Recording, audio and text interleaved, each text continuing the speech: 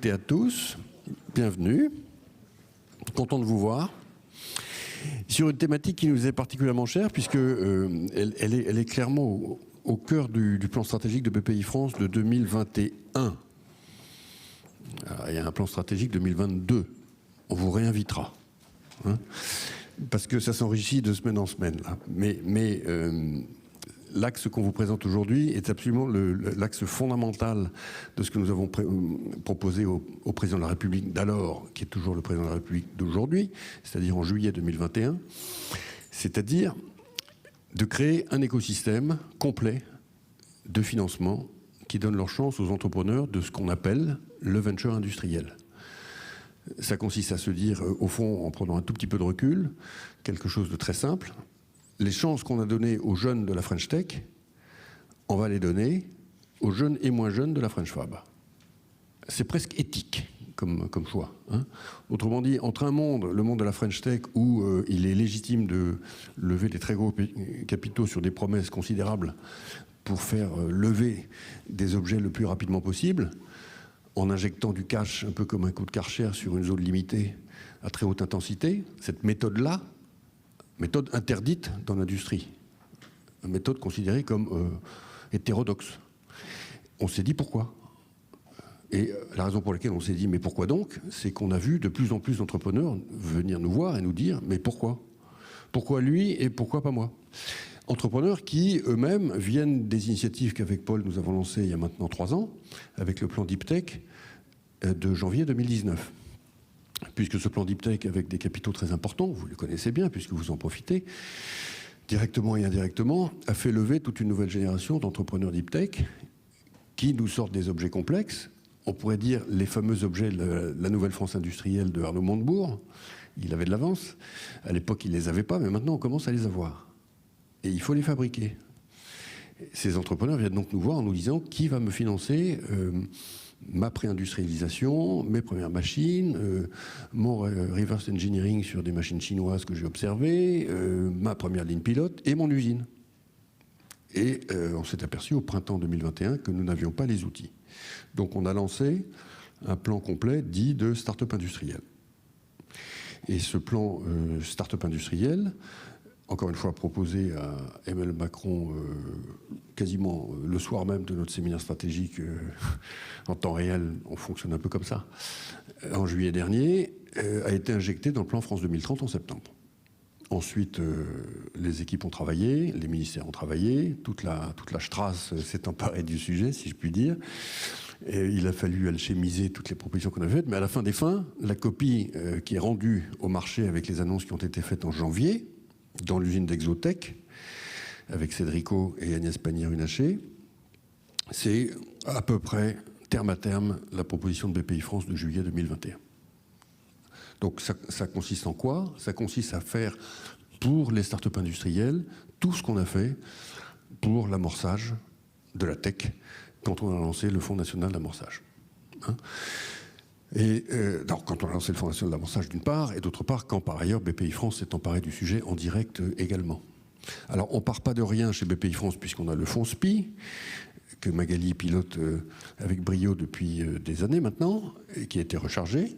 Donc la première grosse annonce du plan Start-up industriel, c'est le rechargement du fonds SPI, avec un paquet de centaines de millions d'euros. 700 ? 1 milliard. Oh, ouais.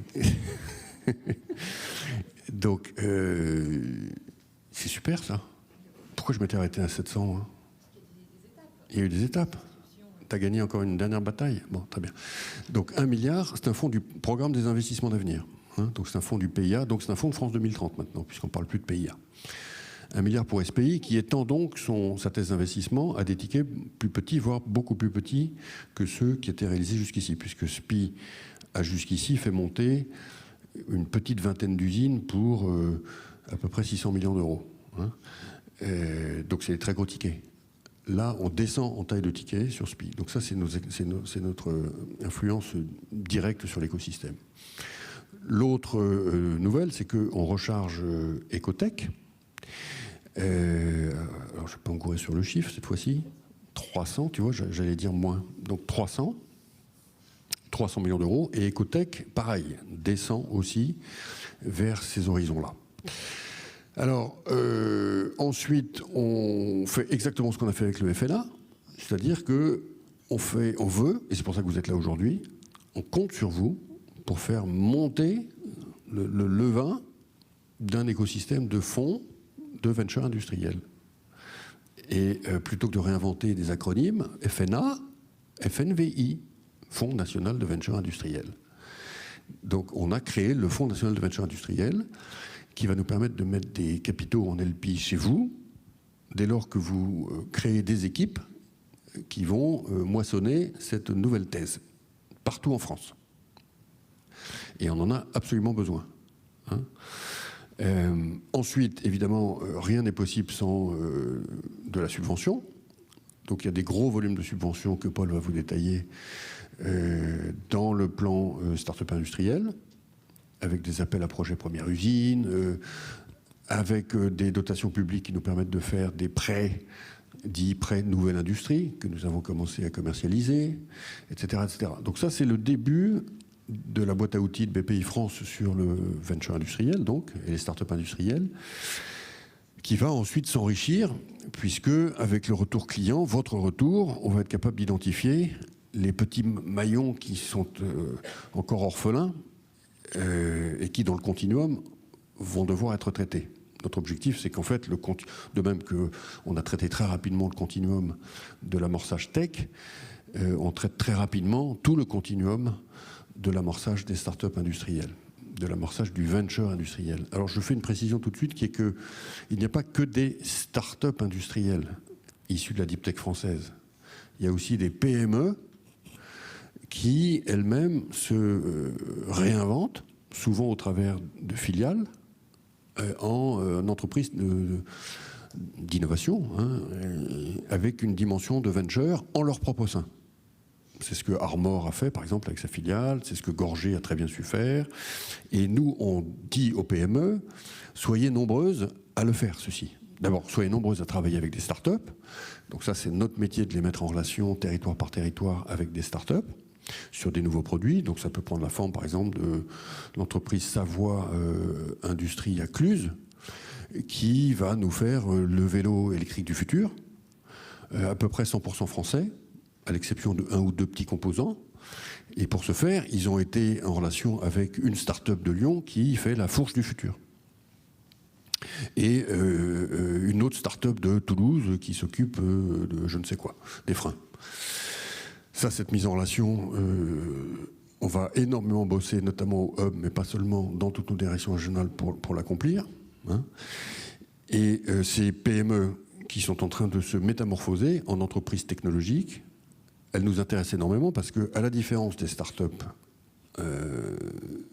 industrielles, elles savent ce que c'est que l'industrie.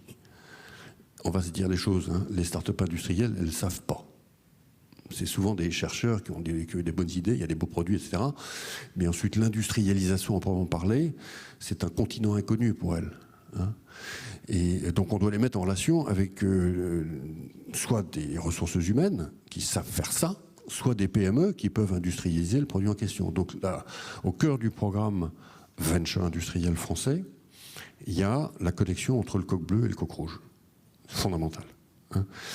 Et c'est là où on a besoin de vous aussi. C'est-à-dire que vous avez un sous-jacent coq rouge très important, vous avez un sous-jacent, certains d'entre vous, puisqu'il y a des fonds de CapDev ici, coq bleu.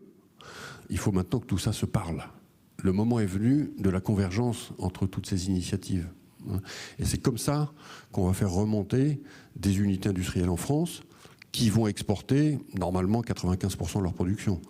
C'est une des pistes qu'on a en tête pour rétablir un minimum d'équilibre de notre commerce extérieur, sachant qu'il faut qu'on trouve 100 milliards, comme vous le savez.